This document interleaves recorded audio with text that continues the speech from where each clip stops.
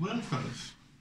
Con mis compañeros Omar Osorio, Osvaldo Salas, Santiago Monge, Paul Cordero, un servidor, Nardo López, hablaremos del trabajo de restauración del arquitecto y antropólogo Pablo Martín Sotomayor, hecho en Pernambuco. En este proyecto se lleva a cabo la realización del perfil tecnológico del azulejo portugués, abarcando la primera mitad del siglo XVIII. Este proyecto fue realizado en Pernambuco, Brasil, y es llevado de la mano del profesor doctor Pablo Martín Sotomayor. El artículo presenta los resultados obtenidos en el intento de asociar el mapeo de daños a las tejas históricas de las iglesias en Pernambuco.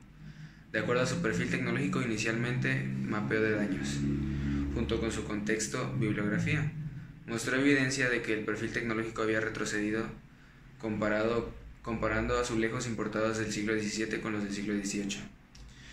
La propuesta de investigación fue desarrollar un método de reproducción que implica la obtención de piezas muy similares desde el punto de vista químico, junto con pruebas físicas que puedan ser resistentes a la flexión y a la absorción de agua, y así verificar la hipótesis inicial.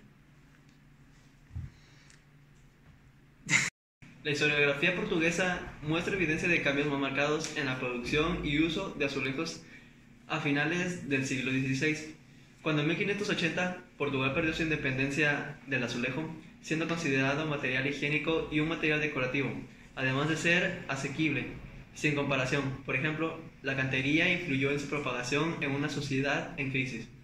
Sin embargo, este periodo de la historia de Lusitania proporcionará al mosaico oportunidad de afirmarse en la vida cotidiana portuguesa, para convertirse en una identidad cultural casi indispensable. En el periodo del siglo XVII, los azulejos son producidos en talleres, más por artesanos de formación práctica que artística.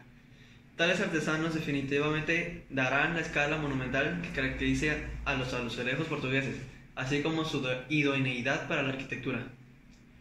A finales del siglo XVII, Portugal logra un nuevo equilibrio financiero, y a partir de este periodo hay varios edificios que se sometieron en la adopción de azulejos.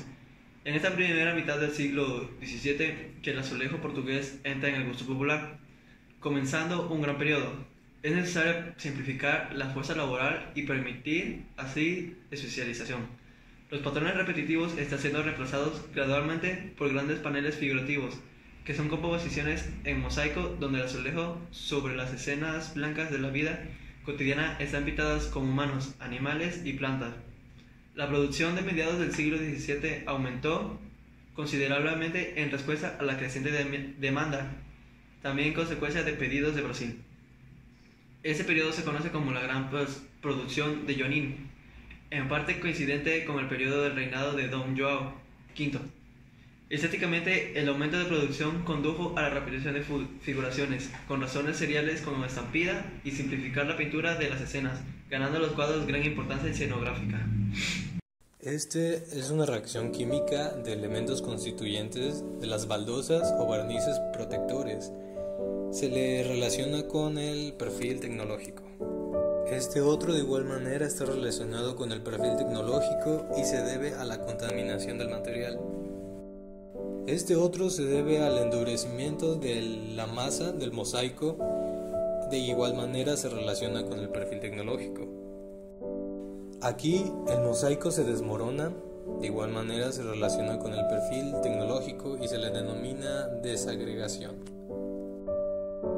Este se conoce como trinca, es una fisura en el cuerpo del azulejo y de igual forma se relaciona con el perfil tecnológico. Aquí es una pérdida de color del cuerpo cerámico. En base a todo esto son algunos de los daños que se dan en estos cuerpos. Las principales dificultades que encontramos al hacer este proyecto fue que desde el principio teníamos que ver cuántos mosaicos teníamos que restaurar. A lo largo de esto, pues es que son 200 iglesias que están situadas en el país. A esto teníamos que ver cuántas estaban perdidas, cuántas estaban despostilladas, cuántas habían sido restauradas manualmente. A todo esto teníamos que hacer el conteo y pues se llevó un cierto lapso de tiempo pues prolongado, sí fue mucho tiempo en el que tuvimos que darnos cuenta de cuántos eran en total. Ya teniendo estos datos, entonces tuvimos una secundaria dificultad que fue darnos cuenta de que fueron construidos a lo largo del tiempo en 3 etapas distintas. Todo esto pues tuvimos que someterlo a pruebas de análisis porque pues cada uno contenía ciertos procesos químicos y pues de elaboración distintos. Entonces teníamos que ver con cuál íbamos a comenzar y para notar cuáles iban a ser los más eficientes, ya que dado esto no todo el material era bueno, ya que algunos cuando hicimos los análisis solamente tenían la capacidad de soportar 100 kilogramos por metro cuadrado. Entonces esto era muy malo, era un material muy pésimo. Entonces teníamos que buscar un material que pudiéramos recrear y que fuera eficiente para las 3 etapas donde se fabricaron estas. Este es uno de la fase 1 del siglo XVII, son azulejos policromados y fueron producidos por artesanos.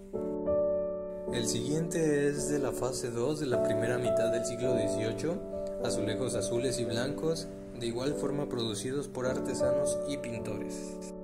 Este se produjo en la segunda mitad del siglo XVIII en baldosas policromadas por una fábrica para la iglesia de Santa Teresa.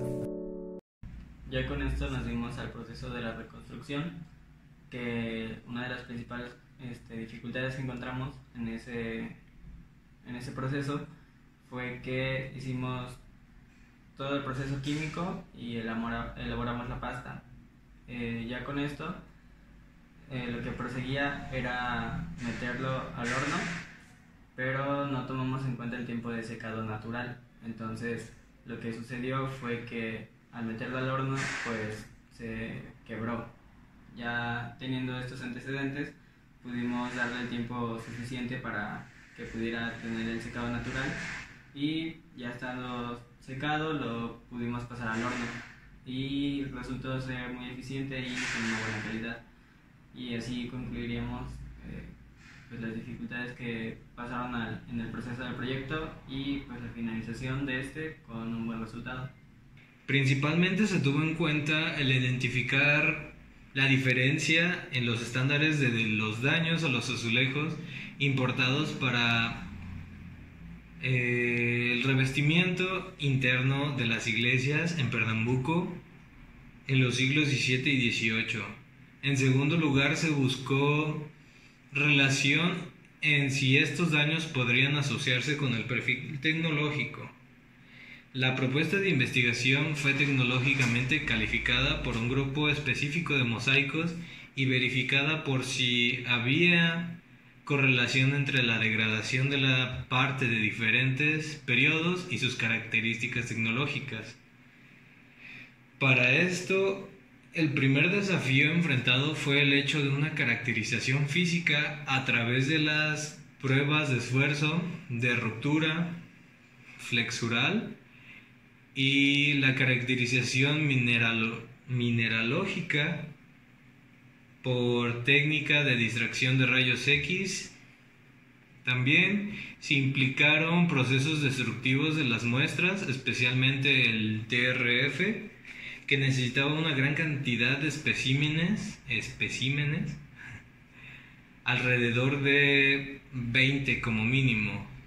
Es redundante, pero siempre es bueno señalar que las pruebas de elementos destructivos, histórica y artística, es la peor de las situaciones.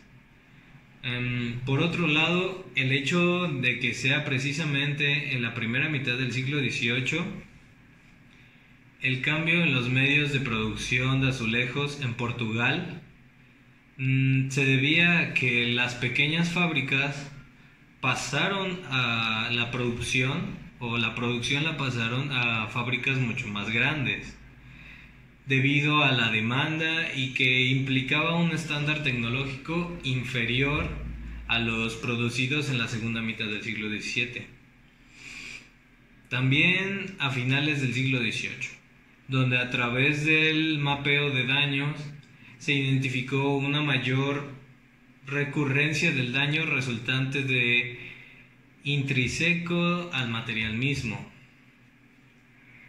Finalmente, se debe agregar que a partir de los datos obtenidos en esta investigación, y como el despliegue y la continuación están destinados a reproducir fichas de las 3 fases, añadiendo también sus esmaltes, solo entonces se puede identificar, de hecho, en los azulejos históricos de los siglos XVII y XVIII en Pernambuco, cuál es el grado de la relación entre daño, patología y el perfil tecnológico.